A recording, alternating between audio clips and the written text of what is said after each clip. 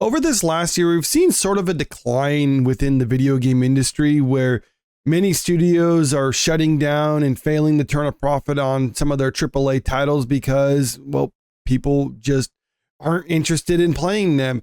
Now, video game studios could actually take this one of two ways because obviously they're not making enough money to remain open right now.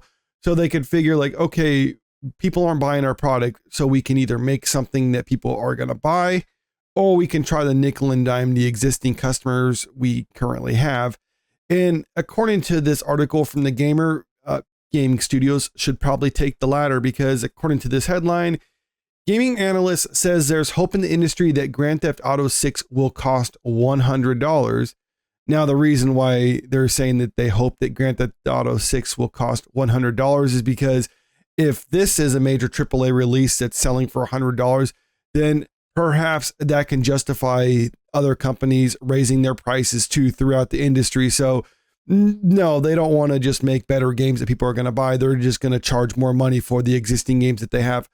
I don't see this working out too well for them, but I will get more on that later on in the video. But first, let's just look at what they're actually saying about the potential for Grand Theft Auto 6 to cost $100. According to gaming industry analysts, developers and publishers have hope that Grand Theft Auto 6 could cost as much as $100, something that would help rising development costs and allow others to raise their prices as well. And the thing when it comes to rising development costs, a lot of them are self-inflicted, so to speak. They're trying to increase the costs in doing stuff that gamers aren't necessarily asking for, but they think gamers want. So they're just giving people more features, wanting to charge more for it. Now, people don't care about that, but still, that's kind of where we are. Although the last few years have been absolutely bangers when it comes to the quality of the games released, it's no secret that the gaming industry is in a very rough place right now. I love how that's that's not even the next sentence. That's the next half of the sentence. They released a lot of bangers these last couple of years, but the gaming industry is in a rough place right now. Countless studios and projects have been shut down, while the increasing focus of hyperrealism and perfection leads to games taking much more time and money to get out. Again, this is something that people aren't asking for. Gaming, or I'd say gamers, at least, maybe I won't speak for everyone, but myself, graphics are nice and a lot of the latest technology, that's cool to have, but I'm a simple person. Just give me a fun game. I don't care if it looks like crap or if it has very retro graphics or anything like that. As long as it's fun with decent gameplay mechanics, then I'm sold on it. You don't need to have all the latest and greatest technology. You don't need to spend millions of dollars to get some celebrity to voice act the character. I really don't care about that sort of thing. And I think more gamers out there probably agree with me on that one than what the studios are trying to push out. But I think they're just trying to almost go for, I don't know, they're just spending money for the sake of spending money now and then just kind of puzzled by why they're not actually being able to make their money back. Things have been looking bleak for a while now, but there are a few very bright spots on the horizon. Alongside Nintendo finally releasing the Switch 2, the hopefully impending launch of Grand Theft Auto 6 in 2025 has a lot of us hoping that it'll be turning a point for the industry. As it turns out, that hope is also shared with publishers and developers. So this next section, gaming industry reportedly hopes Grand Theft Auto 6 will cost up to $100.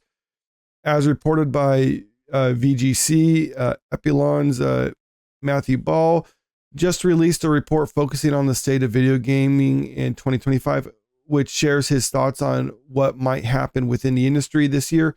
Of course, a lot of that is focusing on GTA 6, which is primed to be one of the biggest game releases of all time. And that's actually true. And that's something that they probably could actually justify charging $100 for. Not that I mean that the game is necessarily worth $100 as a AAA game, but it's so highly anticipated, people will pay for it.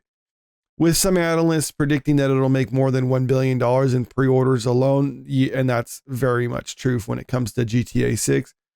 Within the report, Ball claims that there is hope within the industry between publishers and developers that Take-Two will respond to all the excitement and hype surrounding GTA 6 by raising the default price of the game to $100, considering the fact that GTA 6 is going to sell well no matter how much it costs.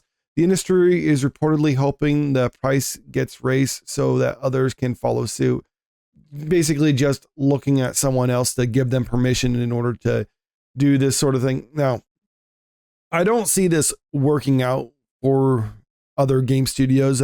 Like I said, GTA 6, highly anticipated game. A lot of people are going to want to play that.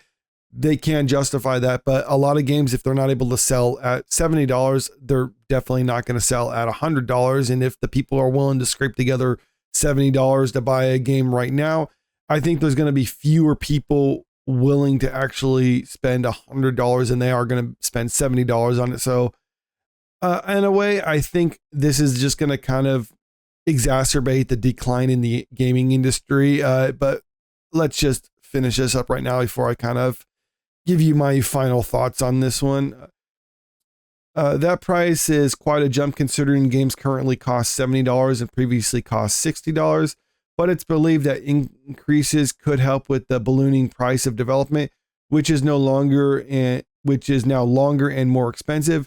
It's not clear if gamers will be willing to pay that much for anything other than GTA 6. But it does seem to be what publishers are hoping for. Yeah, of course, they're hoping that people are willing to spend more money on the games. But like we've seen, and like I've already said, people aren't willing to spend $70 on games. So they're definitely not going to spend $100. And if you're going to charge them more than people who would otherwise buy their games, probably aren't going to do this. And it is really just them kind of shooting themselves in the foot by ballooning the cost unnecessarily in order to try to justify this.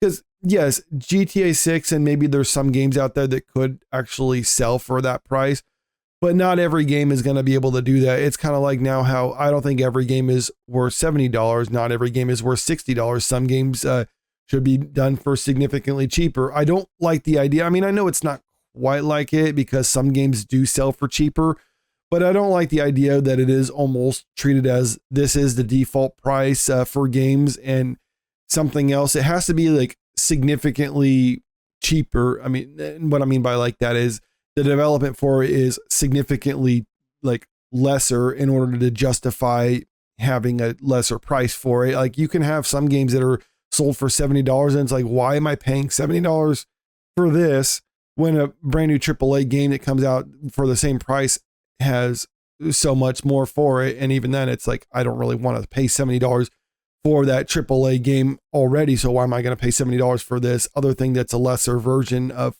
other stuff out there? So that's why I can understand why gaming studios, or at least some people within the industry, would want to be able to justify charging more for it and thinking that Grand Theft Auto 6 charging more for it will kind of be that permission slip to do it. But I don't see it working out. And here's why. I think a lot of people will just rather check out of the AAA gaming sphere altogether, or at least pretty much check out, except for like maybe those once in a blue moon, like major releases that they're actually excited about. Because one of the things I've even talked about this in the past, this is an article from The Guardian. So April of last year, so little less than a year old, but it's talking about how a lot of younger generations, pretty much the bread and butter within the gaming industry, because they need to grow their audiences and need to grow with younger generations. They're embracing retro titles. And one of the things with retro titles, they don't have all the latest and greatest technology and all the polished graphics or anything like that. They're just fun games. You can get them pretty freely available. I mean, at least maybe not in the physical form, but you can find digital versions of them online. They're cheap and they're just good to have around and they're good to play. I mean, I still play a lot of retro games. I even still have my old N64 that I got when I was a kid. I have a lot of the games for that and I still play that a lot too. So I don't think people necessarily need these new games. I think if they did try to increase the price on it, what we're going to see is a lot of these major releases selling fewer copies. I don't think they're going to be making more money by doing that. I think they're ultimately going to be losing even more money by doing this. And it's just kind of expedite the decline within the gaming industry. Some studios are still going to be around, but it's just going to all kind of consolidate into one source right there. And, or not, maybe not one source, but you get the idea. The gaming industry is just going to kind of collapse. And I think the ones that are going to be sticking around are the ones that are going to basically kind of do away with a lot of the glitz and glamour and polish of some of these major releases and just kind of go back to the basics of just creating fun games that people like to play without all the extra fluff that for some reason the gaming industry thought that people actually wanted. But maybe I'm wrong about all this, and maybe people do like a lot of that stuff, and I'm just kind of an outlier because I'm an old person who likes a lot of retro games. So let me know in the comment section, do you think that this will actually work out for them and that you like all this added stuff, or that I'm just kind of out of touch, or do you agree with me on my assessment of this? And also, if you haven't already, make sure you click that subscribe button if you want to stay up to date with the latest entertainment news. And don't forget to click that like button, share this out there because it really helps out with the channel. Thank you.